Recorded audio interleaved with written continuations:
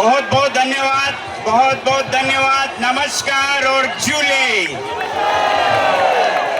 मुझे पुणे ने ये फूल दिया और मैं पुणे के लिए लाया हूं लद्दाख से खदाक्स। आप सबके लिए लद्दाख के लोगों का, पर्वतों का, नदियों का, ग्लेशियर्स का, पशु पक्षियों का, सबका अभिनंदन लाया हूं खदाक्स के साथ। हमारे देश में कहा जाता है तमसो मा ज्योतिर्गमया, हम अंधकार से उजाले की तरफ चलें और देश का भविष्य उज्जवल करने के लिए अगर अंधकार की तरफ नहीं, अगर हमें उज्जवल भविष्य की तरफ जाना है तो शिक्षा और पर्यावरण, ये दो मेरे मुद्दे हैं। शिक्षा और पर्यावरण मेरे मुद्दे हैं। सत्य और अहिंसा मेरे रास्ते हैं और न्याय और इंसाफ मेरी मंजिल है। इन्हीं कामनाओं के साथ मैं आप सभी का अभिनंदन करता हूं। शिक्षा जो कि किसी भी देश की नींव है, उस पर सबका लगाव हो, सबका दिलो जान हो, ये जरूरी है। और मैं बहुत खुश हूं, पिछले 1-2 हफ्ते में अभिजीत दिपके, जो कि एक खुद युवक हैं, उनसे मेरी मुलाकात हुई, महाराष्ट्र से हैं और एक आंदोलन शिक्षा पर लोगों का ध्यान दिलाने के लिए इन्होंने शुरू किया। इसका मैं बहुत ही समर्थन करता हूं।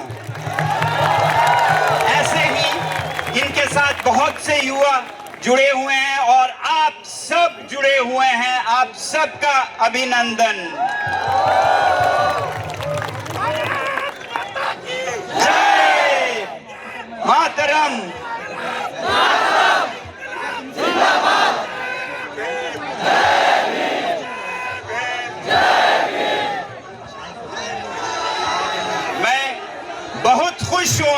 मैं बहुत खुश हूं कि पुणे के धरती पर फिर से आया हूं, जो कि छत्रपति शिवाजी महाराज की भूमि है। जय। जो कि सावित्री बाई फूले और महात्मा फूले की धरती है, जो कि शाहू जी महाराज की धरती है, जो कि श्री अंबेडकर जी के बचपन की धरती है। मैं पुणे को नमन करता हूं, आप सबको नमन करता हूं और आपके इस जोश को, ऊर्जा को नमन करता हूं जो आप लोगों ने शिक्षा के लिए दिखाया है आज, जहां ये आप लोगों का ध्यान परीक्षाओं में जो हो रहा है उसकी तरफ खींच रहे हैं, जो अन्याय हो रहा है परीक्षाओं में। मैं पहले भी कह चुका हूं, मुझे तो शिक्षा में बहुत ही अंधकार दिखता है। इसे अंधकार से उजाले की तरफ ले जाने की जरूरत है। बहुत कमियां हैं, बहुत ही परीक्षा केंद्रित है, एग्जामिनेशन सेंटर्ड। अब वो तो है ही, और उसके ऊपर अगर परीक्षा में भी धांधली हो, परीक्षा में भी घोटाला हो, तो फिर हम क्या कर रहे हैं।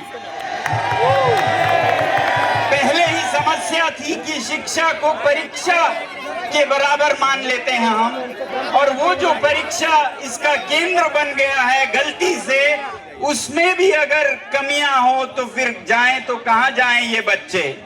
तो इसलिए ये बिल्कुल जरूरी है कि ये जो परीक्षाएं हैं, पैमाने हैं, मापक हैं, इनको सही किया जाए और इसमें जो गलत है हो रहा हो तो उसकी जवाबदेही मांगी जाए, जिम्मेदारी मांगी जाए, जो कि आप सब करते हैं।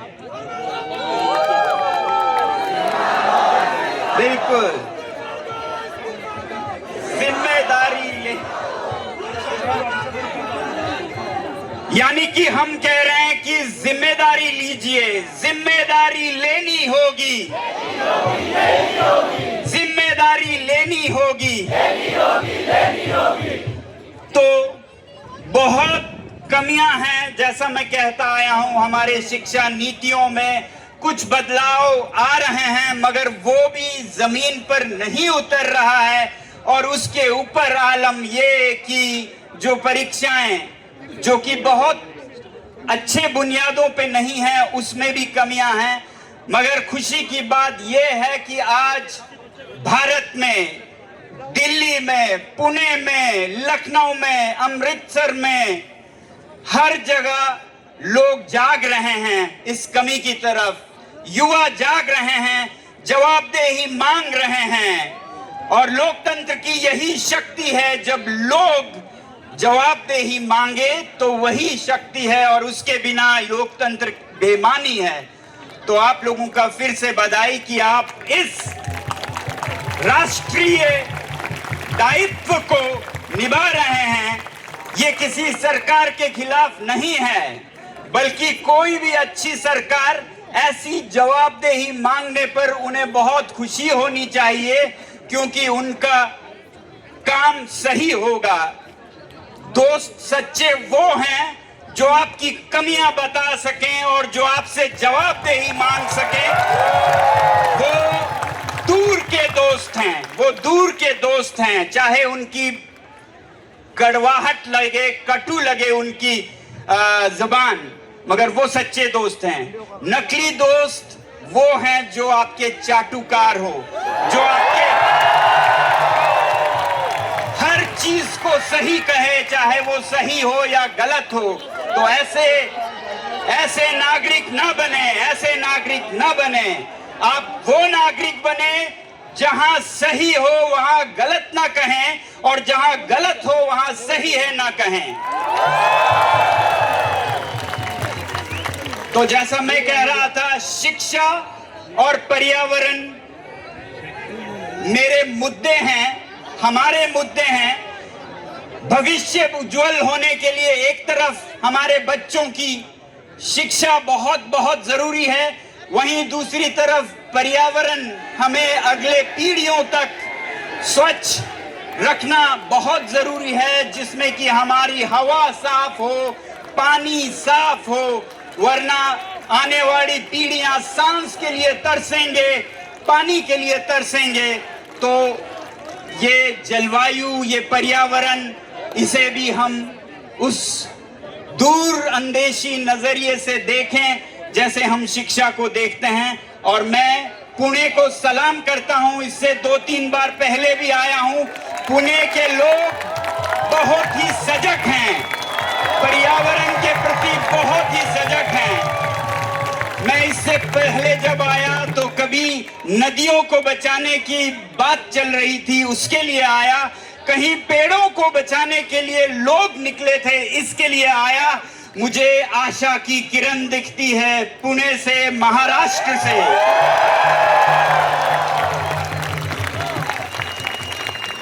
तो मैं कह रहा था, शिक्षा, पर्यावरण हमारे मुद्दे हैं, और सत्य और अहिंसा हमारा रास्ता है। हम इस मुद्दे के लिए जब आगे बढ़ें तो सत्य पे चलें, सच्चाई के साथ चलें, झूठ के खिलाफ चलें, ताकि हमेशा सत्यमेव जयते हो, जैसा हमारे राष्ट्र का एक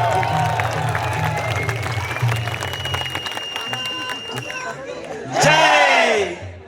और सच्चाई के लिए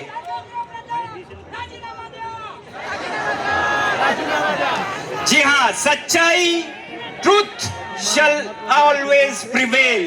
जिम्मेदारी लें, जहां जरूरत हो राजीनामा दें, जो कुछ करने की जरूरत हो वो करें, मगर बच्चों की भविष्य अंधकार में ना डालें।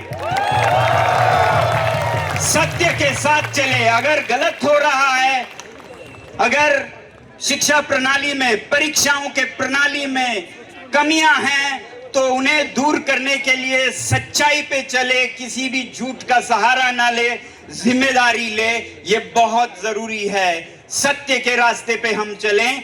और उसके लिए मैं ये कहूंगा, लोग तो सच्चाई पे चल ही रहे हैं। बहुत जरूरी है कि हमारे देश की जो संचार व्यवस्था मीडिया है वो भी सच पे चले। एक देश की जमीर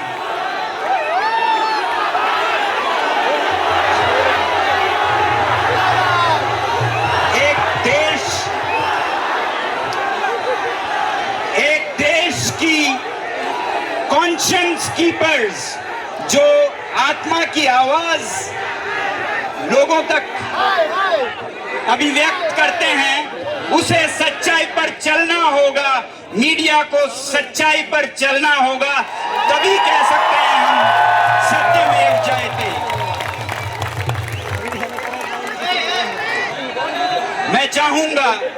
मैं चाहूंगा आजकल जब दुनिया में भारत की चर्चा हो रही है कि यहाँ फ्रीडम ऑफ प्रेस नहीं है, 157वें की कहीं नीचे हम गिर गए हैं, तो ऐसे में मैं प्रधानमंत्री जी से आग्रह करूंगा कि वो मन की बात में प्रेस को, मीडिया को जो वो आजादी देंगे उसके ऊपर भी चर्चा करें,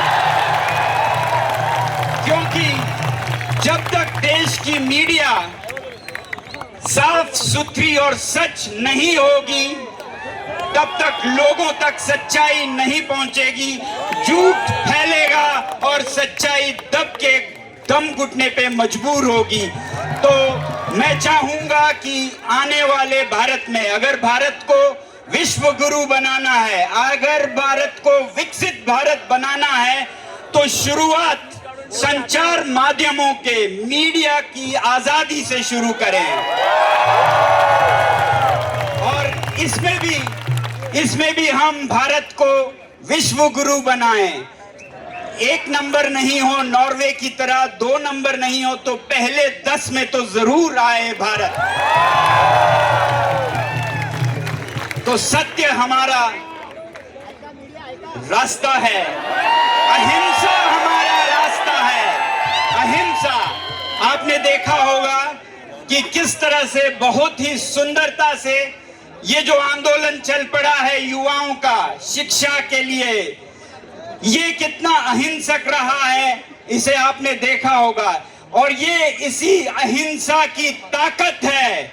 बहुत लोग पूछते हैं कि ये कैसे हो गया कि विमान स्थल पे ही आपको अनुमति दी गई, जंतर मंतर के लिए अप्रूवल, परमिशन एयरपोर्ट पे दी गई, कोई गिरफ्तारी नहीं हुई।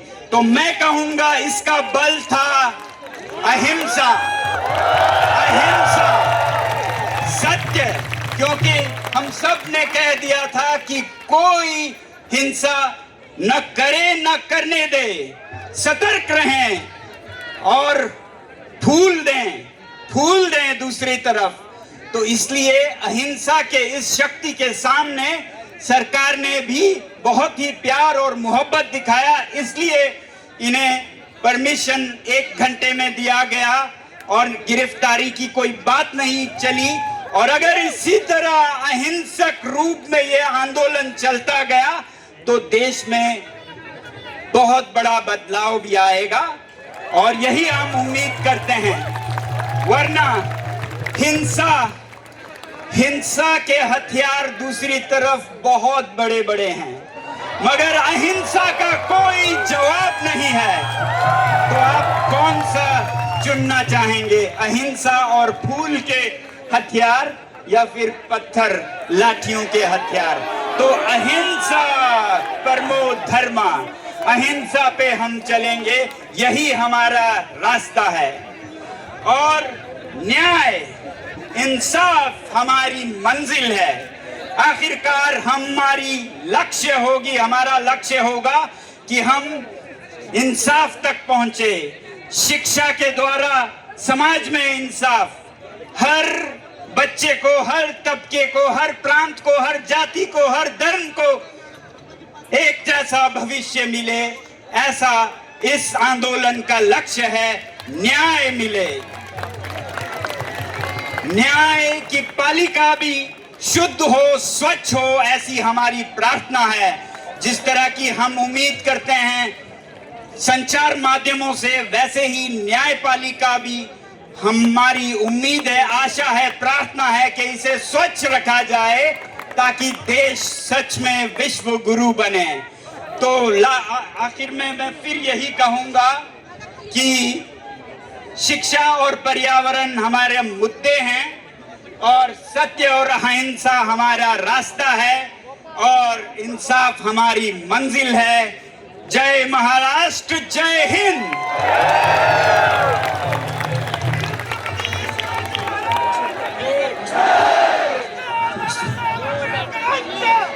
शिवशाहू आंबेडकरांचा, शिवशाहू फुले आंबेडकरांचा। मित्रांनो, तुमच्या आणि अभिजितजी मध्ये मी फक्त 2 मिनिटं येतो परत एकदा सांगायला की एक्झिटचा मार्ग आपल्या डाव्या बाजूने जाणार आहे।